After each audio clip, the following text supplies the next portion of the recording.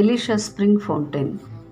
అంతటా యెరికో పట్టణపు వారు, ఈ పట్టణం ఉన్న చోటు రమ్యమైనదని మా ప్రవక్తవైన నీకు కనబడుచున్నది, కానీ నీళ్లు మంచివి కావు, అందుచేత భూమి కూడా నిస్సారంగా ఉందని ఎలీషాతో చెప్పగా, అతడు ఒక క్రొత్త పాత్రలో ఉప్పు వేసి, యెహోవా సెలవిచ్చినదేమనగా, ఈ నీటిని నేను బాగు చేసి ఉన్నాను కనుక ఇక దీని వలన మరణం కలుగదు, భూమి కూడా నిస్సారంగా ఉండదు అనెను.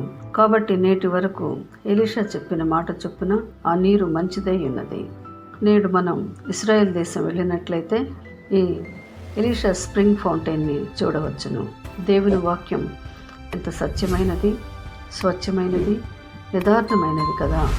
చుట్టూ ఎడారి ప్రాంతం అయినప్పటికీ నేటికి కూడా ఈ ఎలీషా స్ప్రింగ్ ఫౌంటైన్ నుండి అన్ని ప్రాంతాలకు నీరు సరఫరా చేయబడుతుంది.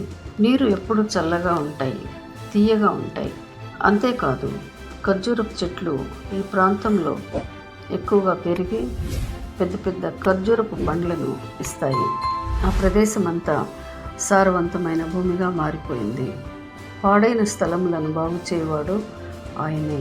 పాడైపోయిన, నిరాశలో కృంగిపోయిన, ఎటువంటి నిరీక్షణ లేని మన జీవితాలను వాక్యం అనే ఉప్పు ద్వారా పవిత్రం చేయబడి మన జీవితాలను రుచికరంగా, ఫలవంతంగా, ఆశీర్వాదకరంగా మార్చగల గొప్ప దేవుడు ఆయన. యెషయా గ్రంథం 51వ అధ్యాయము 3వ వచనం. యెహోవా సీయోనును ఆదరించుచున్నాడు, దాని పాడైన స్థలములను ఏదెను వలె చేయుచున్నాడు, దాని ఎడారి భూములు యెహోవా తోట వలె అగునట్లు చేయుచున్నాడు. ఈ ఛానల్ మీకు నచ్చినట్లయితే లైక్ చేయండి, సబ్స్క్రైబ్ చేయండి, ఇతరులకు షేర్ చేయండి.